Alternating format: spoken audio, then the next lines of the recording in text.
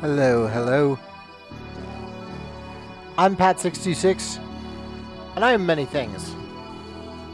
One of those things is a DJ, where I host various goth, industrial, dark wave, death rock, EBM, synth pop shows. But wrapped up in that, I am first and foremost a Fanby. And on occasion, I even put in some work to be a professional Fanby. And that means I love to get in to music, talk about it, and share it with you. And that's what I'm going to do for the next 20 to 30 minutes. I'm going to play selections off of the newest Lorelei Dreaming album, Future Fables. Going to talk about it. Going to tell you what I think about it. Trust me, it's good. But I'm going to say more than that. And also, more importantly, gonna analyze it. I use that English degree that I spent all that money on, so I kind of pick out the lyrics and see what we can see on there.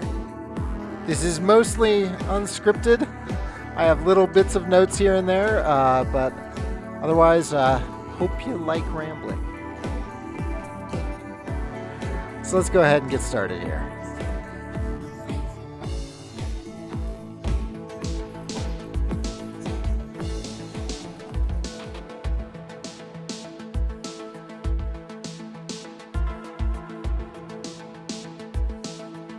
So yeah,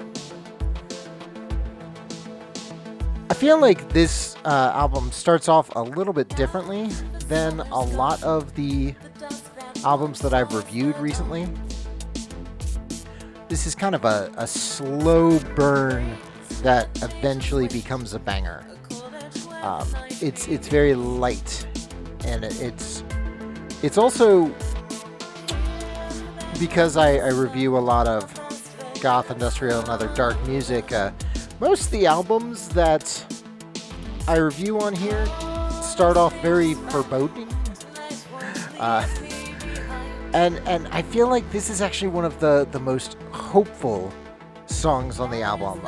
There's this feeling of just peace in a breathtaking viewscape, and we get some of that in the music here, how that was starting to build up and then it just kind of drops until we finally get to the end of the first chorus, and now we've got that beat behind us. Now we're starting to shake our asses on the dance floor, but it's nothing that it's not in a hurry to get there, and that fits in with a lot of the peaceful lyrics of the song itself, talking about that there's kind of a transition of seasons from day to night,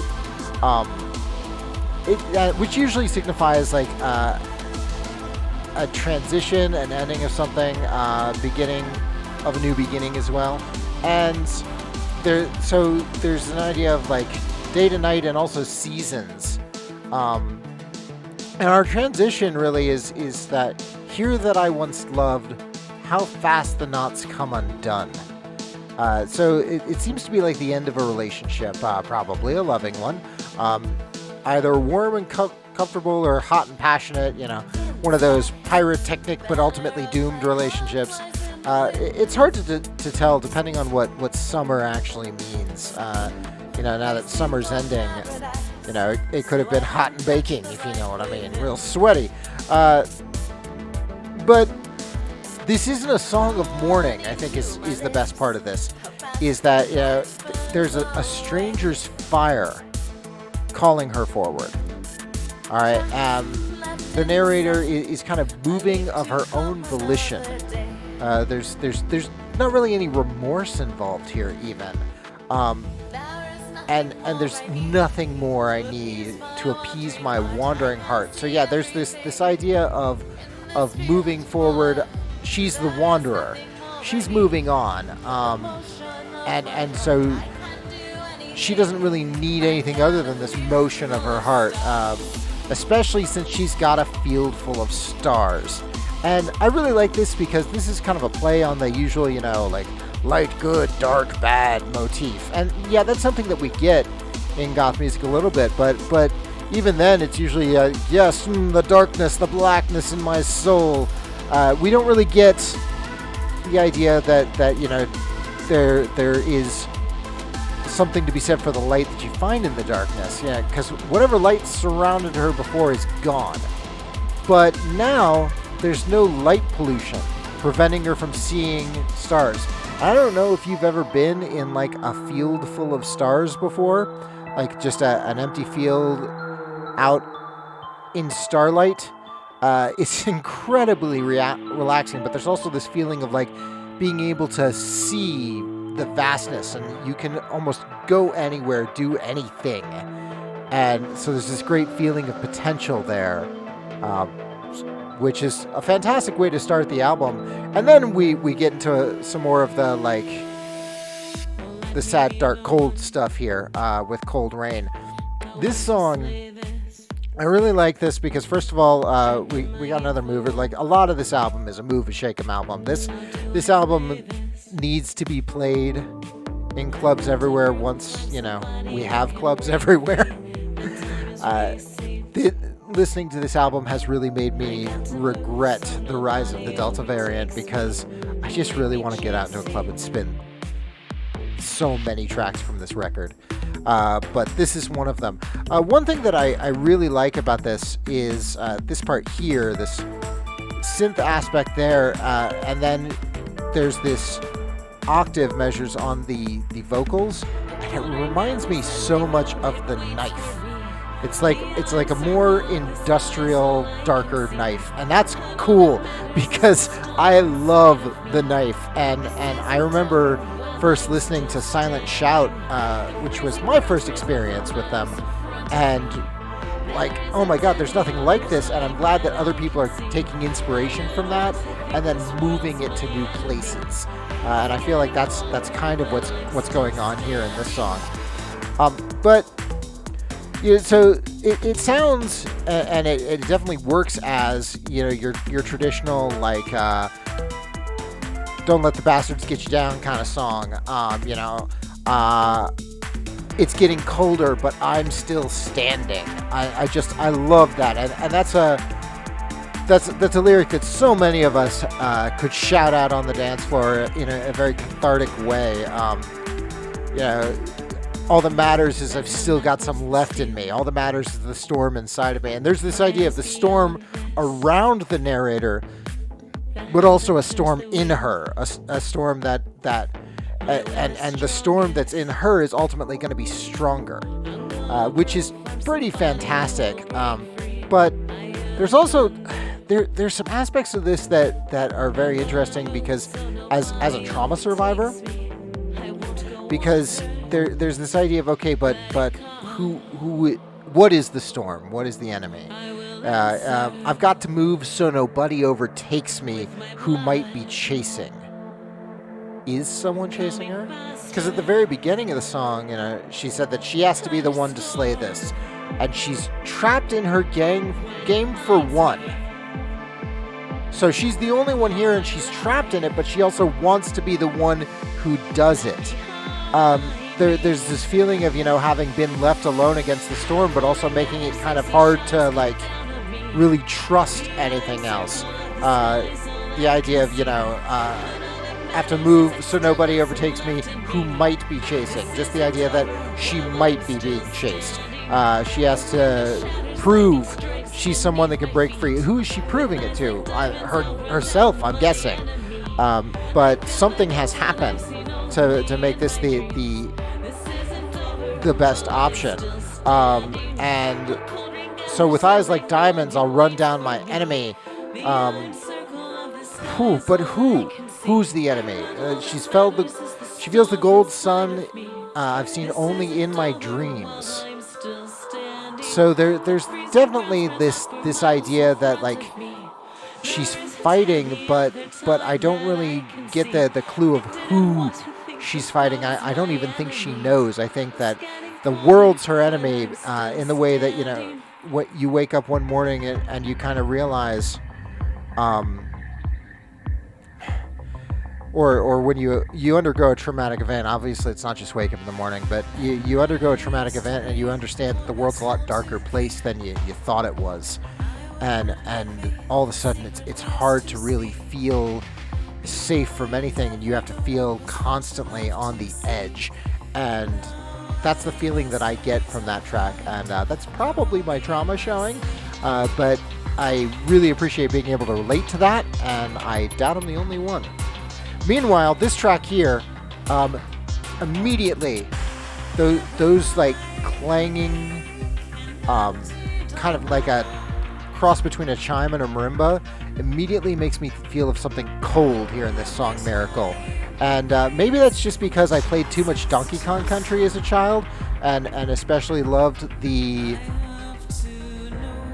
Crystal Cave level, even though it showed up only once. But from then on, anytime I hear that sound or a sound like it, I think of cold and icy caves.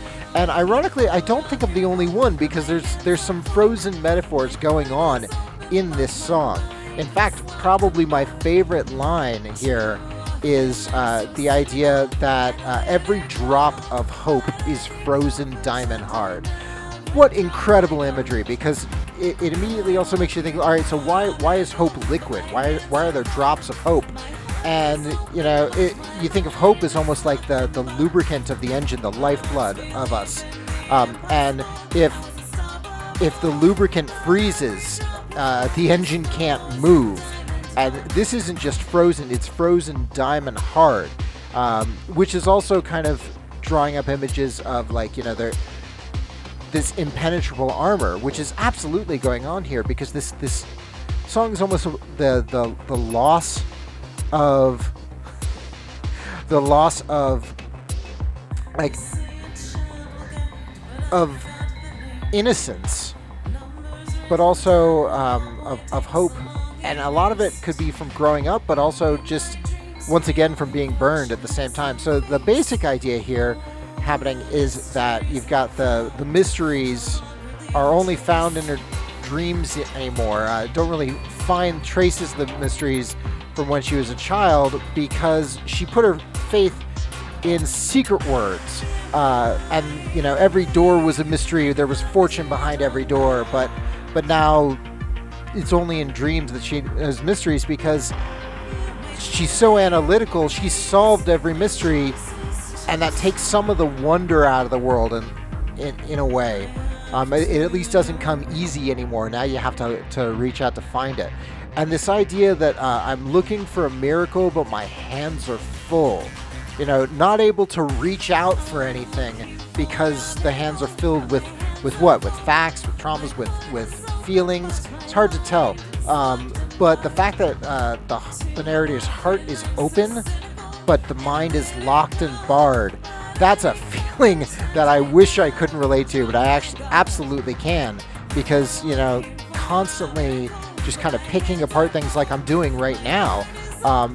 This isn't something you can turn off, and you find yourself picking apart things that people say, picking apart motivations, especially if you've been hurt, because you're kind of looking for the next knife in your back. You know, you're cynical, you're analytical, and despite any comfort, just never dropped guard. And that's kind of a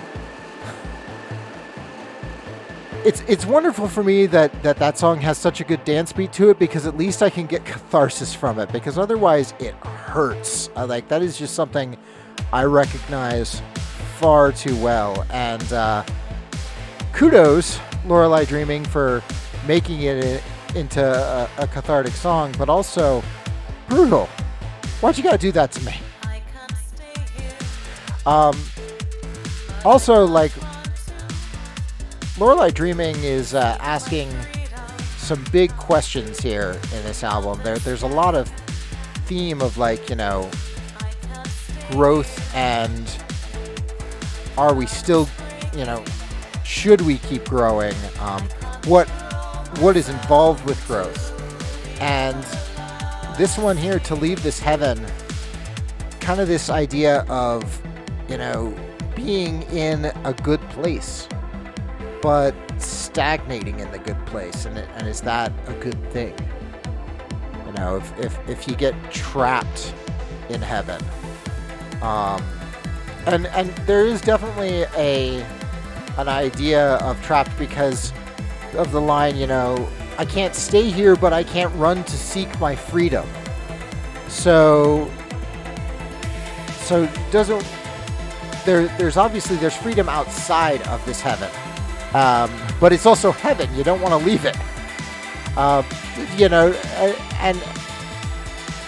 and that's such a fantastic that's such a fantastic emotion that I don't think gets captured in music nearly enough. Just this idea of being stopped by things going well. Calls herself an imperfect planet floating. All right, because she only wants to stay in heaven. If there's going to be any perfection, she has to move beyond this moment. But there's no way down from the highest tower. Safety burns a fire of green and gold. So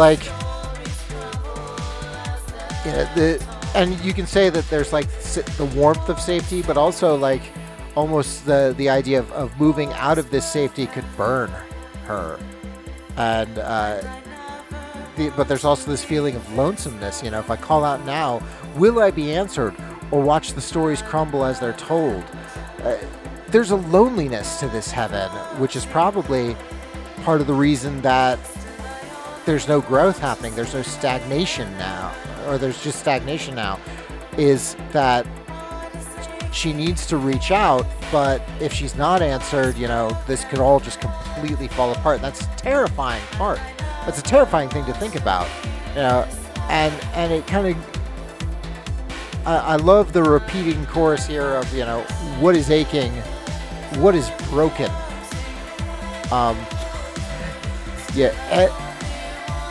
This is heaven. Am I happy or am I aching? This is perfect, but I'm stagnating. So am I broken? It's not a question. Usually there is an either or in music. It's either things are good or bad. Things are either like the worst they've ever been, or yes, I finally got the goods. And here it's no, I've got the goods, and because of it, I'm not doing anything with it. And to make, in my opinion, what is the true banger on the whole album, kind of a nuanced take such as that, is Brave, because I don't know how many people besides me do that much thinking on the dance floor. I can't help it though. I think I said something earlier about not being able to turn that off. So now we're on to Night Drive, and this is actually the last song that I'm gonna talk about tonight. But I'm gonna talk a lot about it because this is one that kind of shows one of the neat aspects of this album, in that the album's 6 tracks and then one remix of each track. And that's a little different from what some bands will do, where they'll basically put out an EP and then a bunch of remixes of that EP and call that a full-length album. But I feel like this is different because there's only one remix of each track. And so it almost feels like it almost feels like it's a second chapter of it. It's like it from a new perspective. And so that leads me to a regular feature on here. The song's so nice I analyzed it twice. Specifically, I'm going to look at the original version of this and the remix, just to showcase how the remix gives a completely new perspective on the song, and an idea that all of them basically do that. And specifically, this is probably the poppiest song on the... There's no probably about it. This is the poppiest song on the album.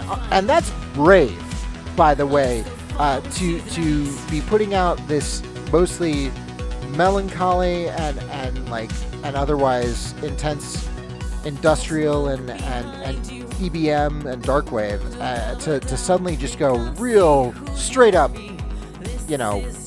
almost hyper pop here. I mean, some of the bits and the doo-doos that we're getting in the background really come straight out of Steven Universe, and I feel like that works with the lyrics though. I just think that some fans of Lorelei Dreaming wouldn't necessarily expect something like that. But it works real well with the song because you've got this. This is the like, hey, you can do it song on there. You know, there's the idea of don't let your head fall into the waves, don't drown because, you know, you've got the sword now. It's in your hand. Retake the battlefield. The whole idea of night drive. You know, hey, let's take the fire escape. Let's get out of here and let's take the next abandoned road. All right, no one's going to be watching us. No one will see how far we'll go. Let's just drive off into the unknown. We can do this. We can break away. You're going to make it. And you're going to blaze a trail. And you really feel like someone is like lifting you up and like, yeah, let's do this. There's a triumphant feeling that no matter how much you've suffered, you're going to be able to get through this. And that's really cool, which makes the remix so intriguing. First of all, of course, I love everything that Fires does, so to have Fires as a part of this remix works really well. But this is such an amazing showcase of it's not just what you say, but how you say it. Same lyrics, same delivery even, but because it's all slowed down, no beeps and boops, we've just got that slowly building, droning guitar that's going to just rip into us in the chorus.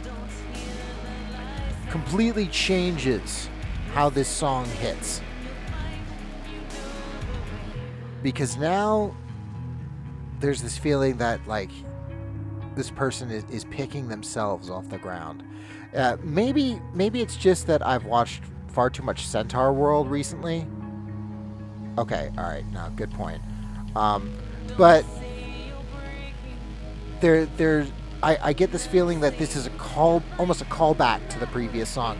Like if I imagined this episode or show in my head, this would be the main character like having gone off into the distance and now being beaten down by it and gonna pick yourself up and do it again. So there's this feeling, it's not like a optimistic and pessimistic version or a happy and depressing. No, this is like an energetic and determined version of the song. So the original version is the energetic, yeah, let's take the next abandoned road. And this one is like, no, I'm still going to do it. Let's take the next abandoned road. Let's take the fire escape. You know, you've got the sword, retake the battlefield. Do not give up. And both versions of the song are about that. And they both fulfill that need so well, but from completely different takes. And I love that because basically I can listen to the same song to accomplish similar things in completely different moods. The other one, like, you know, is the one to blast in your car right when you get off work. This is the one that, like, man, when you've had that real shitty day at work, you put it on and you get yourself together, and then you blast the other version going home.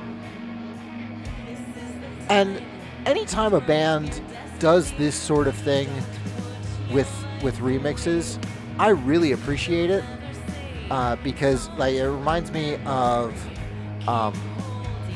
oh gosh, name escapes me, and it's live, so I can't look it up. Oh well. But Ghost and Rider, there it is. I got it eventually. So it reminds me of the Ghost and Rider album that I first heard from them. The first one that did the same thing, and I found that every track remained even more fresh, but it didn't get burned out because even though it repeated once, whenever I would listen to it, it would be different, and it wouldn't be just the same song remixed over and over again. And arranging them to where you get all the originals first and then all the remixes, almost like a part two or a mirror universe or however you want to look at it. I think it was a brilliant move on their part. It keeps the album fresh, it keeps it interesting, and also allows me to hear from great artists like Fires and Angel Metro. So this whole album just kind of runs the gamut of of emotions from this is sucked to this will be better to this is fine. And it actually goes kind of almost in a reverse motion of it.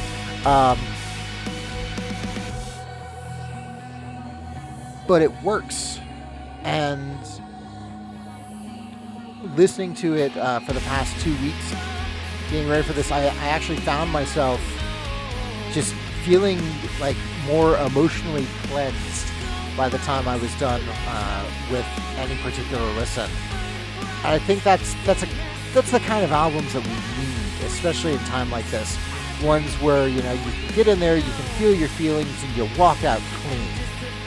And if they happen to sound great in the car or kick ass in the club when we eventually get to go to clubs, all the more better. And I think it's sometimes hard for artists to pull off all of that. And Lorelei Dreaming did. 2 people did this. Like, that's amazing to me. And I think that I can't give a more glowing review than that. So, as always, thanks for joining me on Professional Fanby. I hope there were some kernels of wisdom, or at least reasons to check out this album, because you should. And yeah, that's all I have to say about that.